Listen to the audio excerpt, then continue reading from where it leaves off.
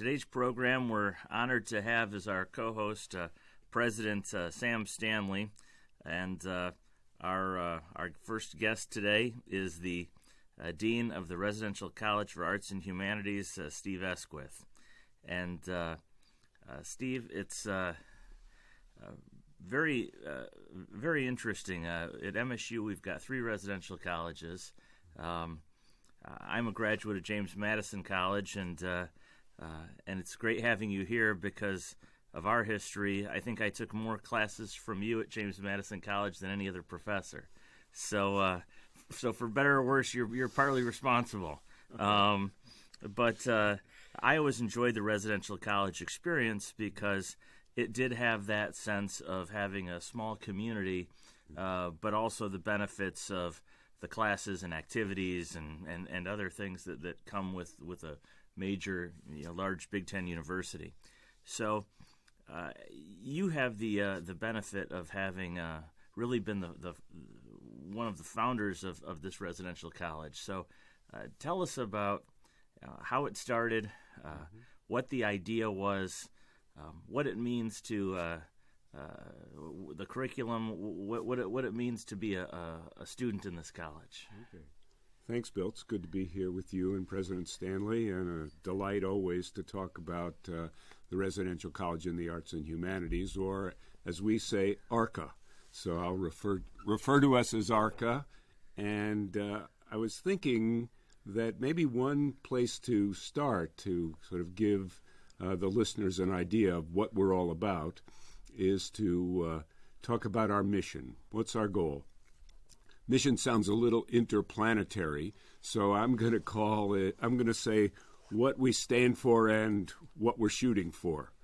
And what we stand for is a fairly distinctive conception of interdisciplinary arts and humanities for the common good. Now, that's a pretty loaded phrase, I know, so let me say a word about why we think the arts and humanities can contribute to something as lofty as the common good. As you know from the classes that you took with me, I like to start by saying, what do we mean when we say common good? And you could actually break it down into 3 different pieces. Common goods are things that everybody wants no matter what else they want. Food on the table, roof over their head, long life, good health. Those are common goods because everybody thinks they're a good thing. Then there are the common goods that we depend upon in society. Bridges, roads. Economists call those public goods. And then there's something that ARCA shoots for, and we call it the common good, and we have to be fairly careful because people will disagree. But we think that there's some basic things that the arts and humanities can contribute to society. An understanding of human dignity, what it means to treat people with equal concern and respect. And the arts and humanities, we think, have a lot to say about those lofty goals. So it's an interdisciplinary arts and humanities degree, but not just putting things together that don't usually go together, but putting things together like performing arts, visual arts, literature, philosophy, history, language, so we can have a better sense of those things we all share and hold in common, those lofty common goods, human dignity, equal concern and respect, the rule of law. I guess that's where I'd start if I were to start at the top. And then you could say, well, how do you get there? What's the path you're going to travel to get to the common good so defined? And how well have you done? We've been in business for 13 years. We should be able to say something about what we've been able to accomplish in that time. And then finally, where are we going from here, right? It's not game over. It's, now we're moving. Where do we want to go from here? ARCA has this really, I think, very important role at the university in terms of really taking a multidisciplinary approach to some critical issues in learning. But how do you define success? So what are the things you're looking at to say in these 13 years we've actually accomplished something, and what are those kind of metrics you look at? So I think there are student metrics, student success. There's, faculty and staff success. Have we held people? Have they, moved along in their career? Have they been successful? And then how does the college sort of look as an entity in terms of its success? I think on the student side, we've got a couple of things that are points of pride. One is our placement rate. The students over the last 6 years, which is roughly, if we started in 2007, we had our first full graduating class 4 years later because we took the students on one class at a time. Over the last 6 years, our placement rate, self-reported, but done by the university, not done by us, is 100% in terms of full-time employment in jobs students want, or graduate school, full-time graduate school. So that's a number. It is we can only go down from here. So I'm careful when I say we've been in 100% for 6 years. The first year we slip a little, that might be news, but we'll take it while we can. Well, that's a huge piece. I remember going to James Madison College and telling my parents I was functionally going to have a political philosophy degree, and of course they sort of with a little skepticism said, and what are you going to do with that? And as we were back in the day, I had the honor of helping develop a few of the early ARCA budgets, and I think that one of the things I wondered about is, I think we could sell students on this really cool program. Can we sell their parents? And I was delighted to learn that these students are really being extraordinarily successful. Yeah, they are, and it does get back to the parents eventually. At first they have the same reaction your parents had, right? Well, is this worth 4 years of tuition? Couldn't you do this on the side or in addition to? And that's another, I think, index of our success, that the students have the opportunity to take advantage of other programs at the university. So while our major is an interdisciplinary major in the Arts and Humanities, students are also engaged in second majors outside of ARCA, minors, specializations. So they're able to craft a program that helps them chart a course towards a profession or a graduate degree.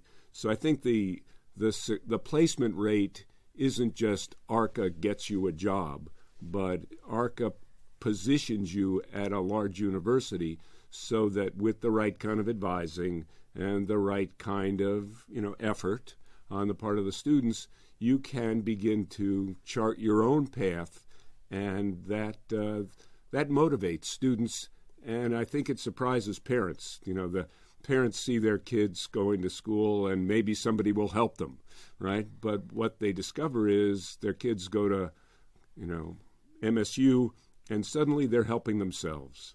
They are agents in their own education.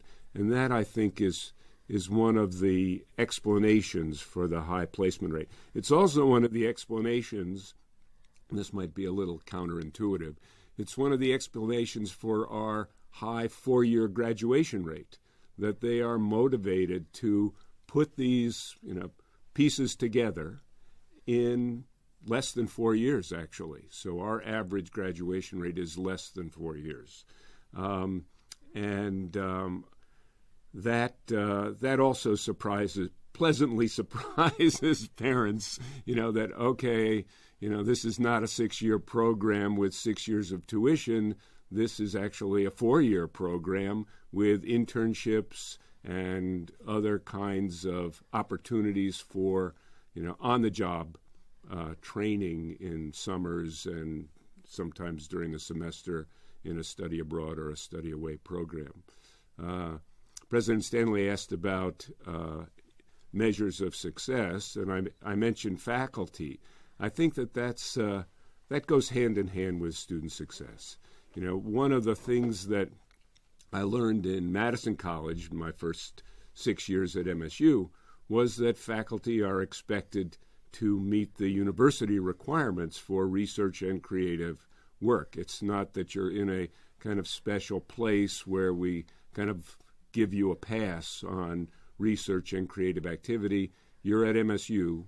The standards for tenure and promotion are the same standards for all faculty at MSU. And that means working hard. As you know, the faculty have to be in a residential college. That means doors are open. You're there outside of class as well as in the classroom. And the faculty have been, I would say, as I look at the flow chart, who's come and who's gone and who's stayed and who's progressed, they've done very well in terms of university awards, for example, but also in terms of their own professional associations, sort of hanging on to. You almost have to be of two minds as a faculty member. I'll amend that. Of three minds as a faculty member in a residential college at a large research institution. You have to be a teacher, first of all. So all of our faculty have to be excellent in the classroom with their students.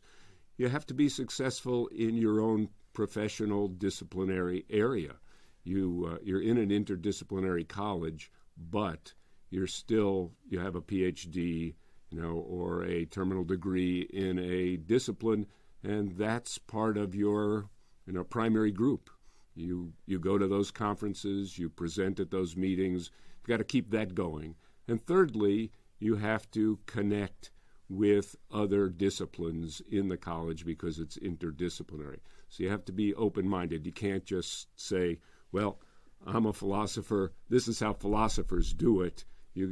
And end of conversation. You have to say, well, I'm a philosopher. What can I learn from the economists? What can I learn from the visual artists? And so that's three lives. Our faculty lead 3 lives. And as I've said, we've been very successful in terms of the tenure and promotion process. So that's a second index. How successful is the college as a whole? Well, there is one metric, I think, that we're all aware of, and that's fundraising. So how are we doing, right? Do other people think? We think we're doing well. The students think we're doing well. They're paying their tuition. The faculty, they're getting tenure and promotion. They're okay with it, But, we have to convince a larger audience that this is something to invest in. And in fundraising in a college that's brand new is a unique challenge insofar as your oldest graduate is 30, 32, 34, so somewhere in that range. So it's not people of necessarily great wealth in most cases. Right. So we're aware of that. So we actually have 2 measures of fundraising success. One is participation rate. How, are we creating a habit of giving among our young graduates, our young alumni? And the answer is yes. The participation rate is very high. I think over 25% of our, new graduates are giving. Now, they're not, like you said, they're not giving much, but you want to create a habit of giving. The other, measure is, well, how much are you getting overall from friends of the college, other alumni of MSU who might say, wow, I wish this was here when I was at MSU, but it wasn't. Good luck. But it wasn't, but I'd like it to stay, and here's some money. And, the last capital campaign for MSU, and President Stanley will know this better than I, was relatively successful in terms of the target and what they brought in. We got, because, we were young, we got a low target. They bumped it up 2 times It started very low. I won't even say how low it was, but we exceeded that number fairly quickly. It finally got up to $1 million, and we exceeded that. We brought in $4 million in the 3 years of the public campaign. That's extraordinary.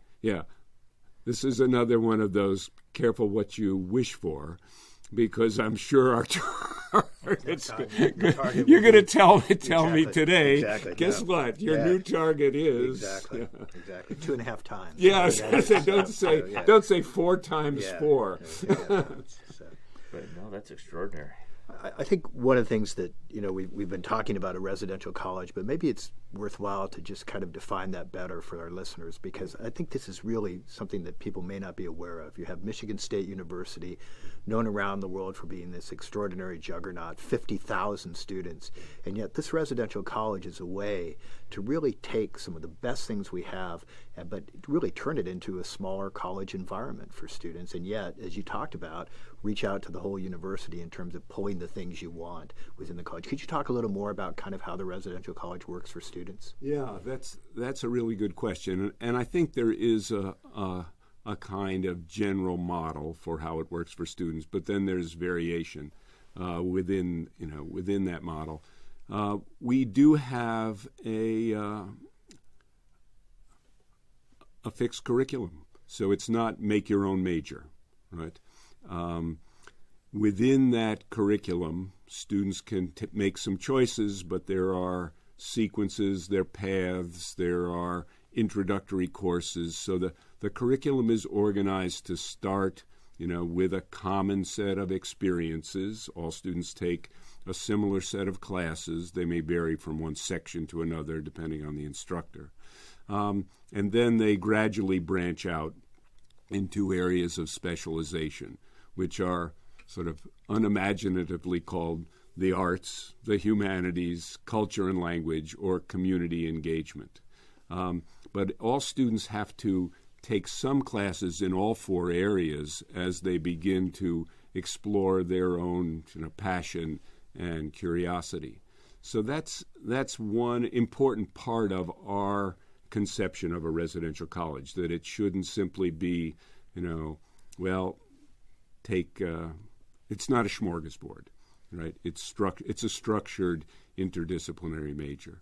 I would say that the second thing about how it works is that we are very committed to, some people call it experiential learning or hands-on learning or project-based learning or pedagogy, performance-based pedagogy, but that for us is important in all of our courses, whether it's a humanities course or a visual arts course or a course on language of Southeast Asia, language and culture of Southeast Asia. So students work on projects as well as sort of soaking things up through reading and studying in the old-fashioned way. And that project-based pedagogy, we think, is a way of creating a kind of agent-centered education, that they realize that they have something to contribute. They're generating new knowledge, and they're working on cutting-edge questions sometimes. Not right away, but gradually we want them to be generating new knowledge, and that creates a kind of confidence. And I would say it's related to success, student success. One of the things that we hear from employers when they hire our students is they can really explain what they want to do and what they've learned. So it's not a matter of just putting your transcript down on the table and showing it's got the stamp of approval of MSU.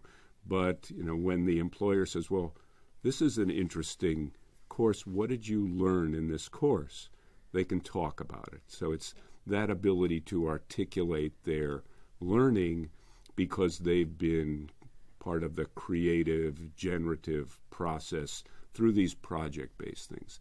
I'd say the other thing about how it works for students is collaboration, right? That the projects are not individualized, go and sort of investigate this project problem and bring back your solution to the instructor, but rather work in a group, on a team, and oftentimes with community partners, practitioners, not just other students, which you can learn from other students too, of course, but we want them to be sort of in the world, sort of connected to community partners who share, this goes back to my original little philosophical reflection on the common good. We want them to collaborate with people who are actually trying to produce those common goods in the world, whether it's, a new community center or a new class for refugee kids in the high school, or a peace network in West Africa. We want them to get a sense of, okay, it may work in theory, does it work in practice? And I think that that experiential, collaborative, and sort of practice-tested education is what makes ARCA's conception of the arts and humanities different. Some students come to us and they discover right away, I just want to be a music performance major. I want to be in the studio 8 hours a day perfecting my technique. That's great. But that's not an ARCA student, right? The ARCA student says, I love the piano, but what can I do with my skills? Where can I sort of take those skills to sort of enrich people's lives, reflect on, find a way of contributing to the as I said, the common good. So that's how we work. Does it work every time? Well, no. But you learn from your mistakes. And all the students, of course, are living together in the same. So that's important, I think, to develop that sense of identity with the college, but also really being a part of something larger. And yet, at the same time, as we talked about, within this incredible university that allows you maybe to go out and pull some other things into your experiences as well. And you make an important point. In living together, they encounter people who are different from themselves. And that's another kind of mark, I think, of our success is our diversity. We have the highest diversity measured in terms of, as the university measures diversity. So students, discover that I'm, even though I grew up in, rural northern Michigan, I'm encountering people who have had a different life experience and may think of, what counts as good art differently than I do, and how do I learn from them, and how do they learn from me? So that diversity, that richness of cultures, is not just something they read about in the textbook. We've made I think we've been effective in recruiting, retaining, and graduating a diverse student body. We're the highest, scoring college in terms of students of color at the university. Once again, I'm careful when I say those things because tomorrow you could be the second highest and people will want to know what'd you do wrong. But right now we feel like we're on a good track. I think it's really an important component of being at a university is the chance to meet people from different backgrounds, and it's really critical, I think, to what we do. And so it's wonderful to hear that you're making progress in this, and of course it's a big, important part of the university as we go forward to make sure that we're doing all we can to be the most diverse campus and inclusive campus and welcoming campus we can be, because we think everybody will benefit. It'll really help us in our quest for knowledge as well as in our educational process. So we're excited about it. Yeah, and it's, as you've said many times, it's part of our strategic plan going forward. It's a university priority, and we're glad we're aligned with it. So, Steve, we've had a really interesting discussion and learned a lot about ARCA this morning. We've probably got time for one last question, and I want to put you on the spot a little bit and ask you to talk about yourself and the very interesting work that you've done in West Africa and how that's I think a lot of struggles, obviously, but working there to make a difference. Yes, it's been something that I've been committed to, and as a dean of a residential college, I have the privilege, and it really is a privilege, to also have time to be in the classroom and to work on some of these collaborative projects with our students and other faculty and community partners. I've been working in Mali in West Africa primarily since 2002, began with study abroad programs for students. And we took 6 study abroad programs to Mali starting in 2004. And then there was a violent coup in 2012, 2013. There was a bit of a pause, so we brought students back again in 2014, but the pause was temporary, as pauses are. And so since 2014, I haven't been able to go back with the study abroad program, but our commitment to community engagement in the college is that it should be sustained, right? So you don't just say, well, you don't just fold up your tent and go home. I had to figure out, what can I do to help in this project? And so I was invited, because of my own sort of academic research, I was invited by the Ministry for Truth and Reconciliation to collaborate with them to create a Commission for Truth, Justice, and Reconciliation in 2016.